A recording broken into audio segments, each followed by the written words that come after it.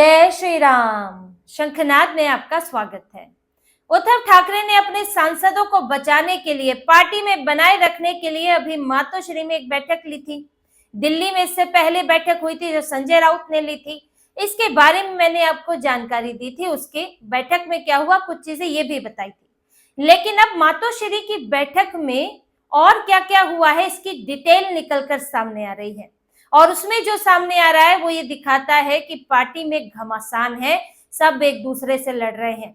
इस बैठक में प्रियंका चतुर्वेदी और संजय राउत के बीच झगड़ा हुआ, घमासान हुआ। एक दूसरे को से प्रियंका चतुर्वेदी की तरफ से संजय राउत को काफी कुछ कहा गया और उद्धव ठाकरे देखते रह गए। प्रियंका चतुर्वेदी नाराज होकर चली गई। दूसरी तरफ आदित्य ठाकरे मुंह फुलाए बैठे रहे। उनकी अलग नाराजगी थी। सांसद परेशान थे, अपनी दिक्कतें कह रहे थे और उद्धव ठाकरे समझ नहीं पा रहे थे कि अब कैसे क्या किया जाए। ये जो बैठक थी मातोश्री की, इसमें उद्धव ठाकरे के लगभग सभी सांसद आए थे, राज्यसभा और लोकसभा के। प्रियंका चतुर्वेदी तो सांसद भी नहीं रही, फिर भी आई थी, उनको बुलाया गया था। उद्धव ठाकरे को ये खबर लगी थी और मीडिया में भी ये खबर थी कि ऑपरेशन टाइगर चालू है। बीजेपी एकनाथ शिंदे इनके 6-7 सांसदों के संपर्क में है और कभी भी पाला बदल सकते हैं इनके सांसद। तो इन्होंने ये बैठक बुलाई जिसमें उद्धव ठाकरे ने बताना शुरू किया, अपने सांसदों को बताया कि कैसे मैं उन्हीं के बूते लड़ रहा हूं। उन्होंने कहा कि मैं तो आप ही के बूते लड़ रहा हूं, अगर आप चाहेंगे कि मैं ना लड़ूं तो मैं छोड़ देता हूं। एक इमोशनल बातचीत करने की कोशिश की कि मैं अपने आप में क्या हूं, जो है आप ही के बूते मैं हूं। फिर उन्होंने ये भी बताया कि कांग्रेस और सांसद की सीट को लेकर क्या हुआ था, क्योंकि देखिए शरद पवार को जो ये सीट मिली है इससे यूबीटी में नाखुशी तो है, असंतोष तो है।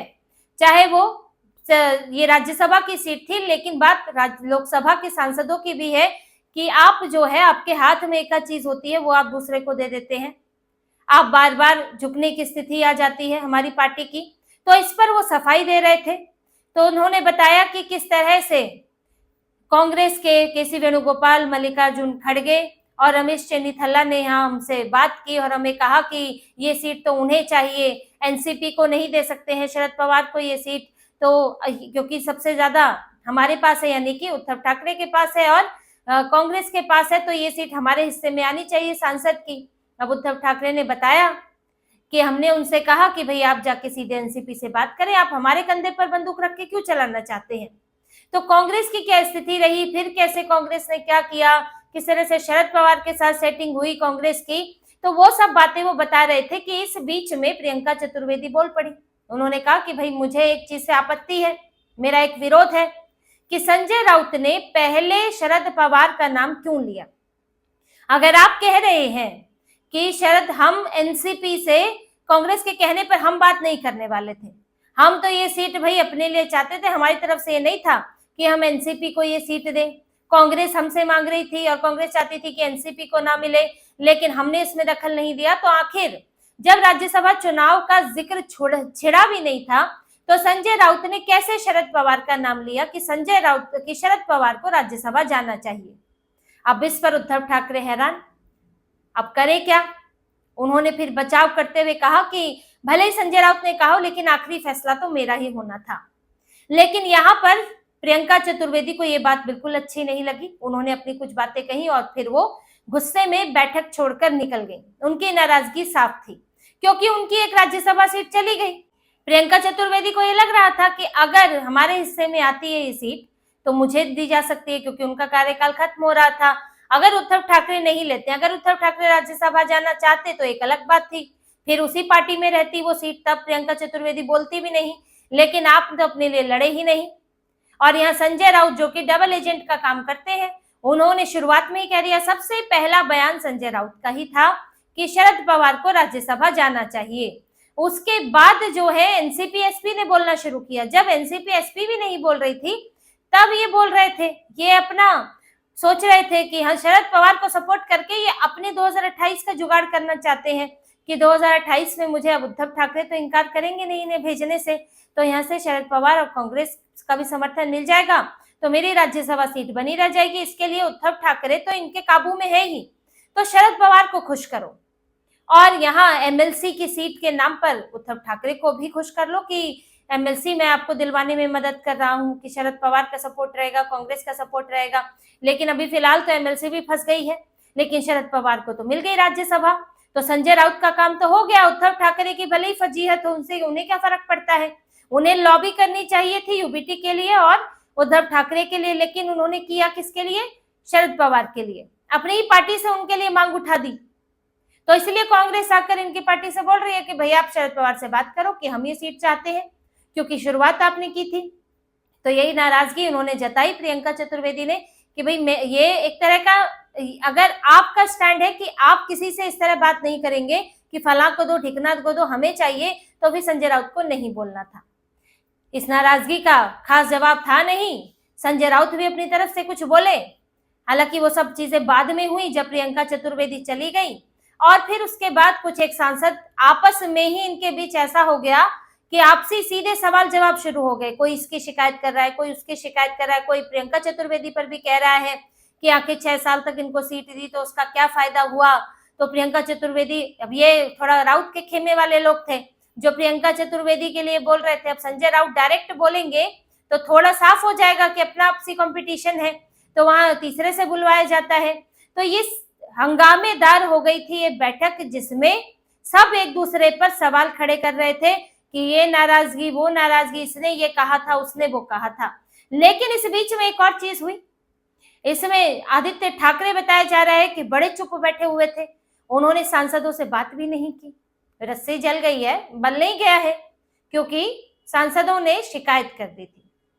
संजय राउत की मीटिंग में भी और उद्धव ठाकरे की मीटिंग में भी ये शिकायत की गई। खासतौर से दिल्ली की बैठक में साफ कहा गया कि आदित्य ठाकरे असक्रिय हैं पूरी तरह। सांसदों का कहना था कि उद्धव ठाकरे की अपनी सीमाएं हो सकती हैं, उनकी अपनी सीमाएं हैं, वो बड़े नेता भी हैं, फिर उनकी तबीयत भी थोड़ी ठीक नहीं रहती है, तो वो उतना एक्टिव होना उनके लिए मुश्किल हो सकता है। लेकिन आदित्य ठाकरे क्यों नहीं प्रदेश भर में घूम घूम कर पार्टी के लिए प्रचार करते हैं, संगठन के लोगों से मिलते हैं, आखिर क्यों नहीं वो इतने सक्रिय दिख रहे हैं। पार्टी में हमारे पास 2 ही स्टार प्रचारक हैं, एक उद्धव ठाकरे, एक आदित्य ठाकरे, लेकिन आदित्य ठाकरे नजर ही नहीं आते, संगठन ही नहीं देख रहे हैं। उनको तो जगह जगह जाना चाहिए। हमारा संगठन खत्म हो रहा है, स्थानीय निकाय चुनाव में भी नजर नहीं आए। ये कब तक मुंबई की ही राजनीति करते रहेंगे, और मुंबई में भी ढंग से सक्रिय नहीं है। और हालात तो ये हो गए थे कि वर्ली की अपनी सीट जीतना उनके लिए मुश्किल हो गया था। तो आदित्य ठाकरे पर कई सवाल उठे, और ये पहली बार नहीं है। आदित्य ठाकरे को लेकर पहले भी बोला जाता रहा है कि वो होने को तो वो युवा नेता हैं, युवा विंग संभाल रहे हैं, लेकिन वो युवा की तरह सक्रिय नहीं है, वो मिलते नहीं है। जब कुछ अब चुनाव वुनाव आ गया तो फिर मिलेंगे, कार्यक्रम होते हैं, नेताओं से मिलो, उनकी छोटी छोटी बैठकें करो, उनके अपने कार्यक्रम होते हैं उसमें जाओ। तो ये एक होती है कि आपके पास तो फुर्सत ही नहीं होनी चाहिए बैठकें करने से, आपको राज्य के दूसरे इलाकों में भी जाना चाहिए, मुंबई से भी बाहर निकले। या तो आप हार मान के बैठ गए हैं कि अब तो कुछ नहीं हो सकता जी, मुंबई से बाहर तो हमारा हो गया डब्बा गोल, जैसे तैसे मुंबई में बचाओ, तुष्टीकरण करो। तो यही सोच रहे होंगे। ये वर्ली में भी ये बात आई थी कि ये चुनाव के समय ही आते हैं, जब इनका चुनाव हो जाता है, जीत जाते हैं, तो वर्ली में नजर नहीं आते हैं, इनके अपने प्रतिनिधि हैं, उन्हीं के भरोसे चल रहा है। तो आप जब कुछ, आपके पास बड़ी जिम्मेदारी भी नहीं है, आप मुंबई से बाहर भी नहीं देख रहे हैं, तो आप कम से कम अपनी सीट पर तो आइए। तो ये शिकायतें सांसदों की थी, और समझिए विधायकों की नहीं, सांसदों की शिकायत है। सांसद जो है, जो डायरेक्ट महाराष्ट्र की पॉलिटिक्स में, वो डे टू डे की राजनीति में शामिल भी नहीं है, वो तक परेशान हो गए हैं कि हमारे पास कोई लीडर ही नहीं है जहां पर हम अपनी बात कह सके, जो पार्टी के लिए कुछ कर सके, संगठन को मजबूत कर सके, संगठन में जोश भर सके। अब ये जब शिकायतें हुई आदित्य ठाकरे की, और भी कुछ बातें कही गई होंगी उनकी एक्टिविटी को लेकर, जो पूरी तरह तो सामने नहीं आती है, लेकिन कुछ ऐसा जरूर कहा गया जिससे आदित्य ठाकरे बहुत नाराज थे इस बैठक में, जहां उद्धव ठाकरे तो बात कर रहे थे पार्टी की स्थितियां, अपनी मजबूरियां, पार्टी की मजबूरियां, उन्हें जो अपने सांसदों की जरूरत, ये सब चीजें बात कर रहे थे। लेकिन आदित्य ठाकरे चुप्पी साधे बैठे थे, वो कुछ नहीं कह रहे थे। उन्होंने सांसदों से इसके इतर बातचीत भी नहीं की।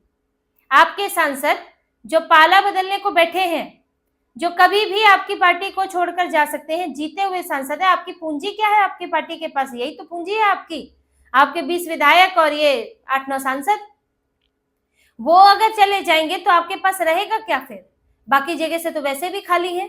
तो आदित्य ठाकरे को जहां एक लीडर का काम क्या होता है, वो जहां ये शिकायत दूर करनी चाहिए थी उन्हें, अगर उन पर भी सवाल उठ रहे हैं तो उसका भी जवाब देना चाहिए और अपनी सक्रियता बढ़ाने का आश्वासन देना चाहिए कि वो इस पर काम करेंगे और काम करना भी चाहिए।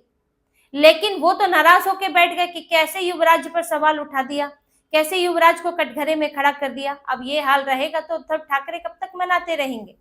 तो जो बैठक इन्होंने बुलाई थी कि एकजुटता बढ़ाएंगे, समन्वय बढ़ाएंगे, उस बैठक में सिर्फ असंतोष था, झगड़ा था, गाली गलौज की स्थिति थी और साथ में एक दूसरे पर सवाल जवाब थे। कोई मेलजोल नहीं था। प्रियंका चतुर्वेदी जैसे उठकर चली गई तो उसमें आप क्या मेलजोल की बात करेंगे। वो तो नाराज है, साफ स्थिति। अब उद्धव ठाकरे की बैठक से वो उठकर अगर निकल गई है, इसका मतलब है उन्होंने भी सोच लिया है कि अब क्या है इस पार्टी में, सांसद थी अब नहीं, अब तब तो इसमें रह के करना क्या है। तो ये तो बहुत बड़ी नाराजगी होती है कि एक बड़े नेता की बैठक से उठकर चले जाना। बाकी भी थे तो कोई संतोषजनक जवाब नहीं मिला। सबसे बड़ी शिकायत ये थी आदित्य ठाकरे की, पार्टी में सक्रियता की कि बड़ा नेता हमारा दिखना चाहिए। उस शिकायत का हल नहीं निकला क्योंकि आदित्य ठाकरे तो कुछ खास बोले ही नहीं, थोड़ा बहुत उनका इन्वॉल्वमेंट रहा। और उद्धव ठाकरे अब कितना जो है उनसे कितनी उम्मीद लगाएंगे, उनके नेतृत्व में तो ये तक हालत हो गई है। और फिर उनकी अपनी तबीयत का भी मामला रहता ही है। और संजय राउत तो फिर डबल गेम वाले हैं ही। संजय राउत वहां पर अब ये अगर सही बात पहुंचा देते उद्धव ठाकरे तक समय रहते तो ये नौबत ही नहीं आती। वो तो यही कहते कि हम आप तक पहुंच नहीं पाते। अब हर कोई बड़े नेता तक नहीं पहुंच सकता, लेकिन बड़े नेता की जो कोर टीम है उसका काम होता है कि सही मैसेज पहुंचाना, समस्याएं बताना।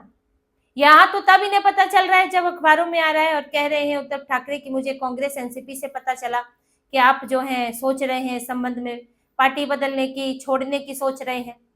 तो ये तो कन्फ्रंट आपको सीधे सीधे बात करनी पड़ रही है इस पर।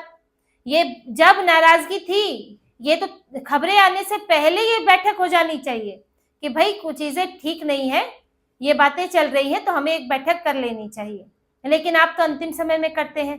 तो अब जब ये बैठक भी अब इमोशनल करके कुछ एक बातें कहकर आप ये सब कर रहे हो, कितने दिन टिक पाएंगे।